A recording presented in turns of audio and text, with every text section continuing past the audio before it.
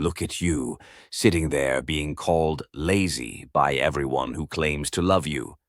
Stings, doesn't it? That word, lazy, slicing through your skin like a paper cut. Small but devastating. And the worst part, deep down you're starting to believe them. But I see you. I really see you. And let me tell you something they don't understand. You're not lazy. You're lost. There's a massive difference between someone who's lazy and someone who's lost their way. Lazy is a choice. Lost is a condition. And you, my friend, are suffering from the latter while being punished for the former. How does it feel? To be drowning inside while everyone stands around critiquing your swimming technique. The misdiagnosis that's killing your spirit. Let's get something painfully clear. When your mother sighs and says, "Why can't you just apply yourself?" When your partner gives you that look of disappointment. When your friends have stopped inviting you because, what's the point?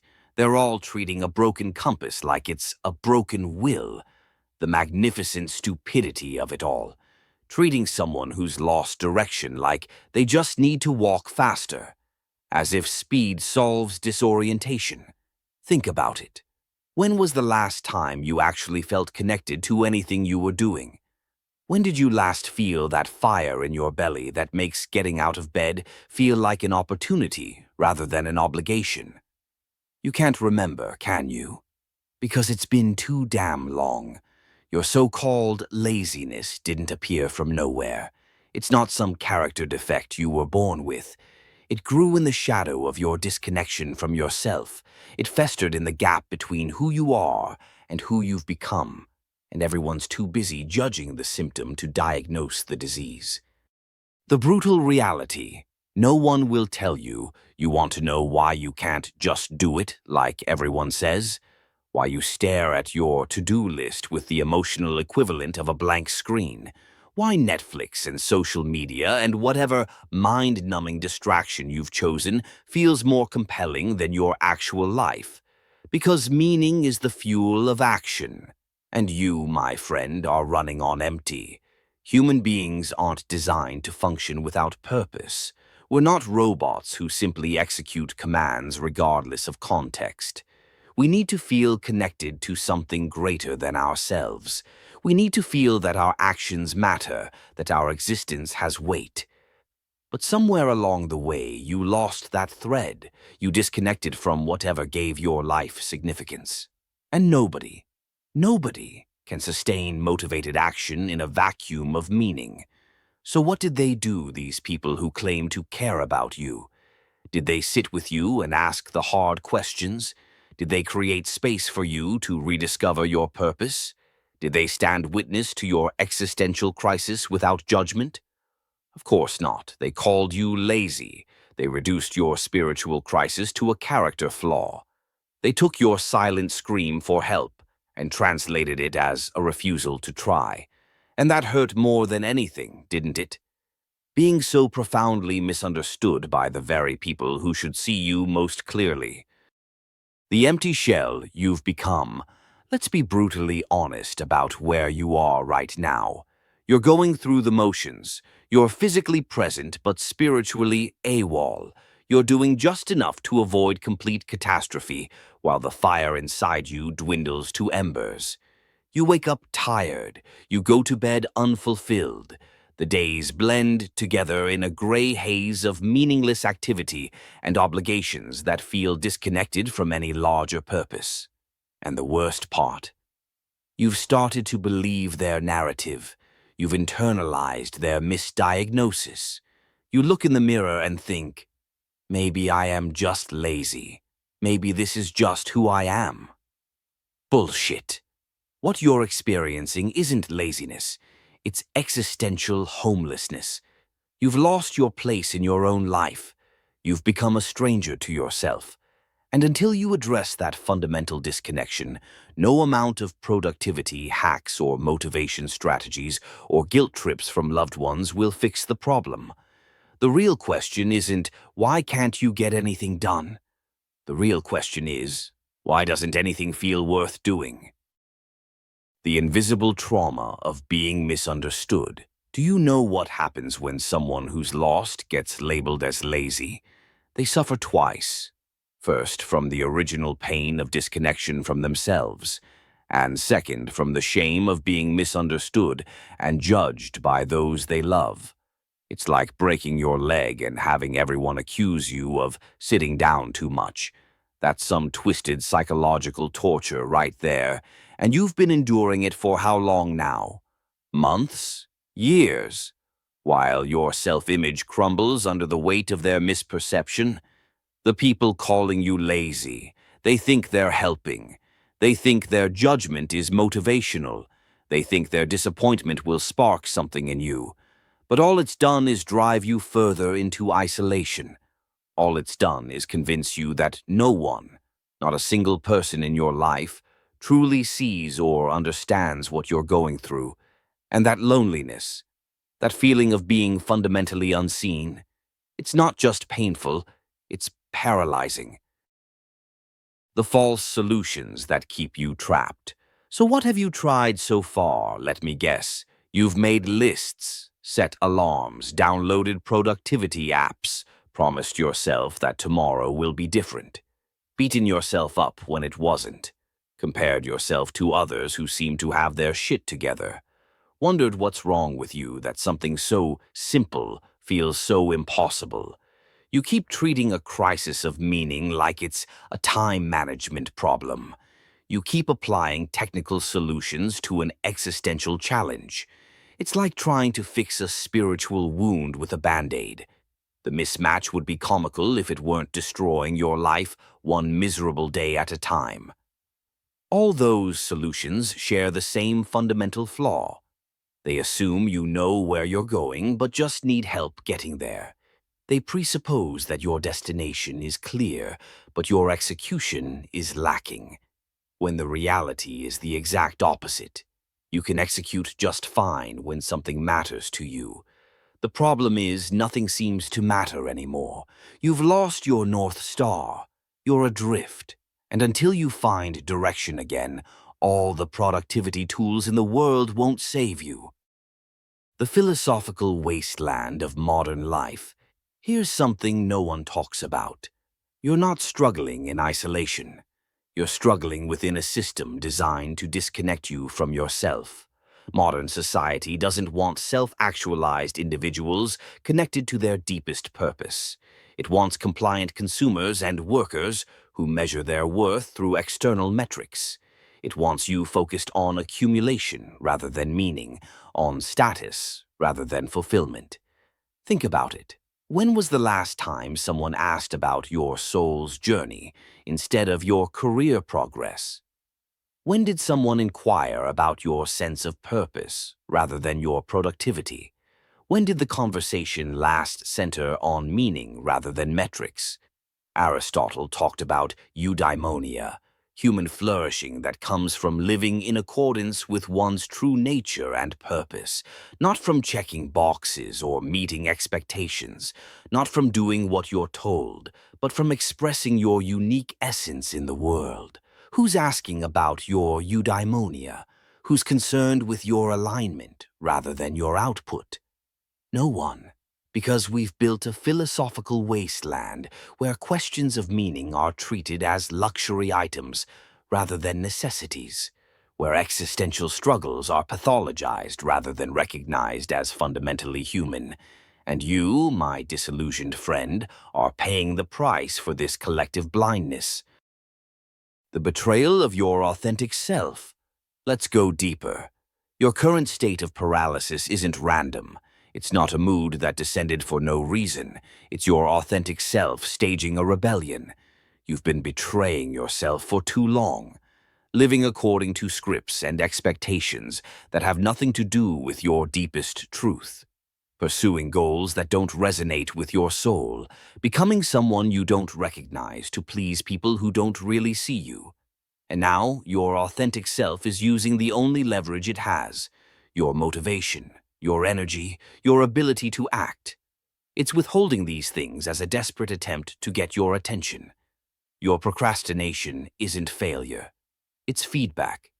It's your deepest self saying, I will not participate in this counterfeit life anymore. The laziness they condemn is actually your last line of defense against a life that's too small for your spirit. It's not something to overcome, it's something to listen to, because the part of you that won't get moving, that's the part that still remembers who you really are. That's the part refusing to be domesticated, refusing to abandon your original fire for the lukewarm comfort of conformity. What if your laziness is actually your last remaining shred of authenticity, fighting for survival? The cruel irony of their help. Now let's talk about these people who claim to love you while simultaneously crushing your spirit with their misguided help. The absolute irony of it all. Their constant critique, their disappointment, their tough love approach. It's not just failing to help. It's actively making everything worse. Because what does someone who's lost their sense of self need most? Space to rediscover themselves, acceptance without condition, presence without judgment, the freedom to explore without pressure for immediate results. In other words, exactly the opposite of what you're getting. Every time they call you lazy, they drive the wedge between you and yourself deeper. Every disappointed sigh reinforces the idea that your worth is tied to your productivity. Every comparison to someone who has it together confirms that they don't understand your struggle at all. Their help is like throwing water on a drowning person, and the most devastating part? They think they're throwing you a lifeline. This misunderstanding doesn't just hurt, it isolates. It convinces you that your experience is uniquely shameful, that your struggle is yours alone, that everyone else figured it out while you somehow missed the memo. But that's the greatest lie of all. The unspoken epidemic. You think you're alone in this? Let me tell you something they don't want you to know. There's an epidemic of people just like you. Bright, capable, potentially extraordinary humans who've lost connection with their authentic purpose and are being labeled as lazy, unmotivated procrastinators. This isn't your personal failing. This is cultural gaslighting on a massive scale. Millions of people wake up every day feeling exactly like you do, disconnected, directionless, going through motions that feel increasingly meaningless, wondering why they can't just do it when everyone else seemingly can. But here's what separates those who recover from those who remain stuck. Understanding the true nature of the problem. As long as you accept their diagnosis of laziness, you'll keep trying to force yourself into action through guilt, shame, and willpower. And you'll keep failing, because those tools can't bridge the gap between you and your authentic self. The first step toward healing isn't trying harder. It's recognizing that you're fighting the wrong battle entirely. The real work begins. So what now? How do you find your way back to yourself when you can barely find the motivation to try? First, reject their misdiagnosis completely. The next time someone calls you lazy, understand that they're wrong. Not partially wrong, not somewhat misguided, completely and utterly incorrect about what's happening inside you. Your problem isn't a lack of discipline. It's a lack of connection to something that feels worth your energy. Second, create space for rediscovery. This is the hardest part for most people, allowing yourself to exist without immediate productivity or purpose while you reconnect with your authentic desires. It feels counterintuitive. It looks like more laziness to the untrained eye. But this seemingly unproductive time is actually the most important investment you can make. Ask yourself, what made me lose track of time as a child? When was the last time I felt fully alive? What was I doing? If I had 6 months to live, what would suddenly become important? What do I find myself thinking about when my mind wanders? What injustice or problem in the world actually moves me emotionally? These questions aren't casual thought exercises. They're archaeological tools designed to unearth parts of yourself that have been buried under years of expectations and compromises. The Phoenix process, what you're experiencing right now, this painful period of disconnection and judgment, isn't just a bad phase. It's the necessary death that precedes rebirth. Your old identity, the one built on external expectations and conditional approval, is crumbling. Good. Let it fall. It was built on a foundation of sand anyway. This collapse isn't something to fear or avoid. It's something to move through with your eyes wide open, gathering the lessons, reclaiming the authentic parts, and leaving behind what never truly belonged to you in the first place. Every great transformation begins with a great disintegration. Every phoenix rises from its own ashes. Every profound discovery of self follows a profound loss of false self. You're not broken. You're breaking open. There's a difference. And those people calling you lazy? They're terrified of this process in their own lives. They're desperately clinging to scaffolding they've mistaken for structure. Their judgment of you is really fear of what you represent. The courage to fall apart when falling apart is what's needed for authentic growth. The truth they don't want you to know. Here's what scares the hell out of everyone watching you struggle. Your so-called laziness is actually profound wisdom. It's your system's intelligent refusal to waste energy on paths that don't lead to fulfillment. What if your inability to just do it is actually your superpower? What if it's the internal compass that refuses to let you wander further from your true path? What if this painful period is actually protecting you from another decade of meaningless achievement and empty success?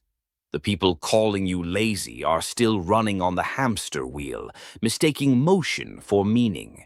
They've never had the courage to stop and ask the essential question, is this actually the life I want? But you have. Not consciously, perhaps, not willingly, but your system knows, and it's brought everything to a screeching halt so you can finally hear the message it's been screaming all along. This isn't it. This isn't you. This isn't where your fire lives. The road back to yourself. The journey from lost to found isn't linear.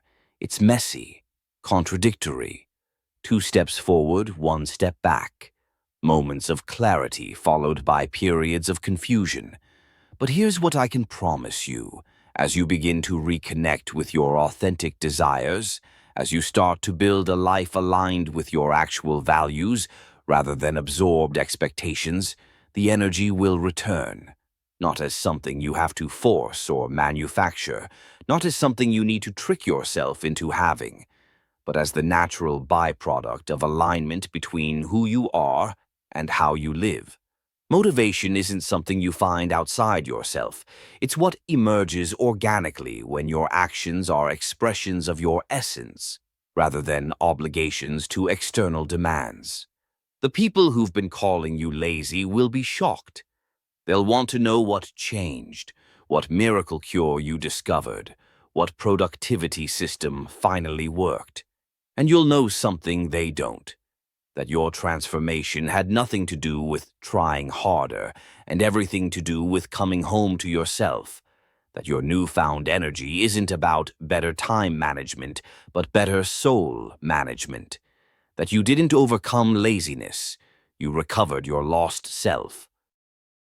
The ultimate truth. Listen to me carefully now. Your worth was never tied to your productivity. Your value was never dependent on your output. Your right to exist with dignity was never contingent on how much you accomplished in a day. The people who made you feel otherwise were projecting their own insecurities, their own unexamined lives, their own fear of insignificance onto you. You don't need to prove anything to anyone. Not even yourself. You just need to find your way back to whatever makes your unique heart beat with purpose.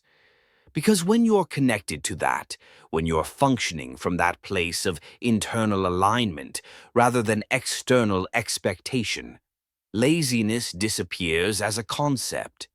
It becomes irrelevant.